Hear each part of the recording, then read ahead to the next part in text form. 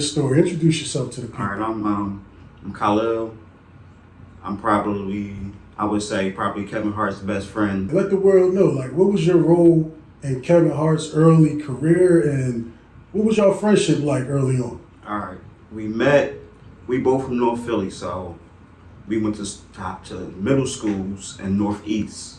So we had to get bussed out there on the school bus. So that's how we met, pretty much on the school bus going into middle school. We went to different middle schools, but we met on the school bus. He was in the 7th grade, I believe, and I was in the 8th grade at the time. Oh, y'all go all the way back. Yeah, way back. Oh, so middle school. Okay. Yeah, middle school, yeah. How did that work out with y'all? After middle school, when we met, he was in the 7th, I was in the 8th. It was my last year in middle school. So the next year I went to high school, to George Washington. Okay. And he was in his last year in middle school.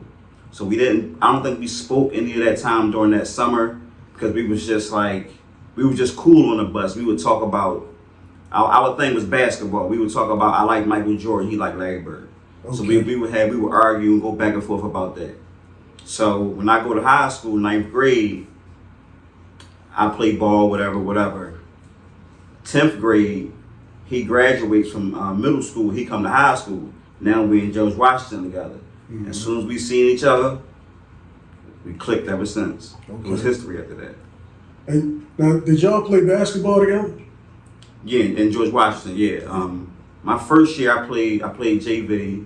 Then my second year I played varsity. When he came in as a freshman, he played JV. He played varsity, I'm sorry, because there was no JV. They cut JV after that. So, he played varsity as a freshman. Okay.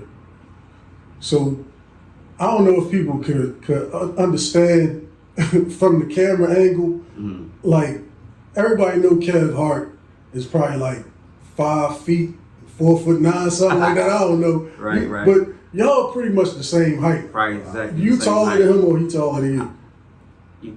Depending on the day. We probably can't even call that. Depending on the day. Depending on what we're wearing on our feet. Okay.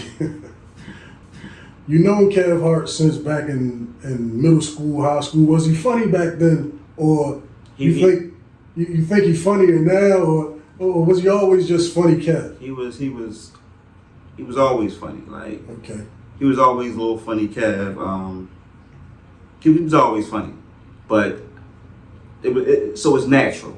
And back then he wasn't, not saying he's trying to be funny now, but back then he wasn't being paid, so it was just natural. Mm-hmm. So, and that's what, made, not me, per se myself, but that's what drew everyone else to him, was that he was funny.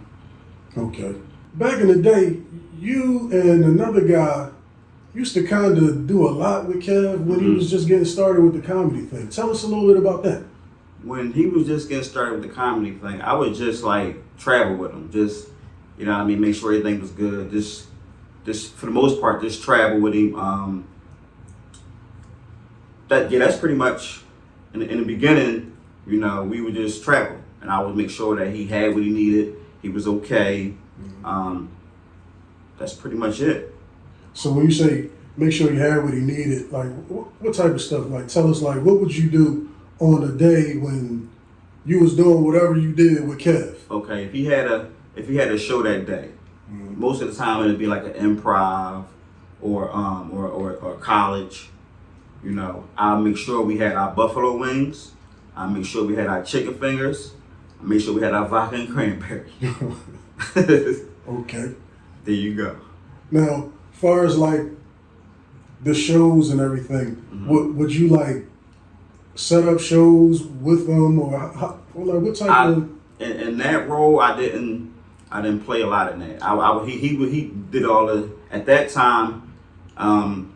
He was working with a small company. They were booking his shows. Oh, okay. And make sure everything was as far as that the business side. I wasn't really a part of the business. Okay.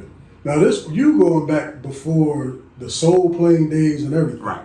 So yeah. when he was going into the soul playing mm-hmm.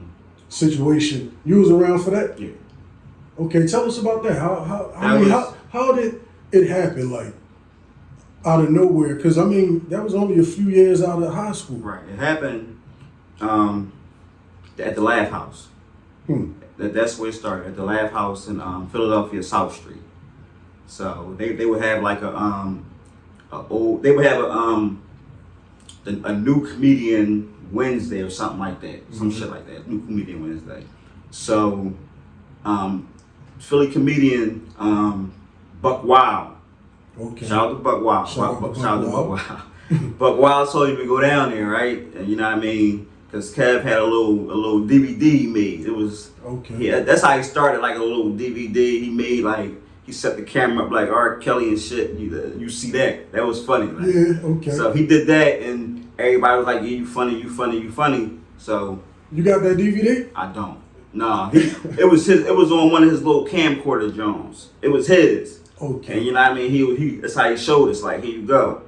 You think I'm funny or not? Oh. But this was that way was smart. Yeah, that was before social media. Yeah. This is way before. But I'm lost now. No, I'm saying you was telling us like how the whole Soul Plane situation came about. And so he was doing the little comedy club, the Laugh House. He was doing all the little comedy clubs in Philly. Mm-hmm. So after that, he people started seeing him. So then he moved to New York. He was doing shows in New York, and he seen Dame Dash. So Dame Dash seen him in a comedy club and pulled him to the side and asked him, you know, do you want to do this movie? And that's how he did Soul Plane. Just like that.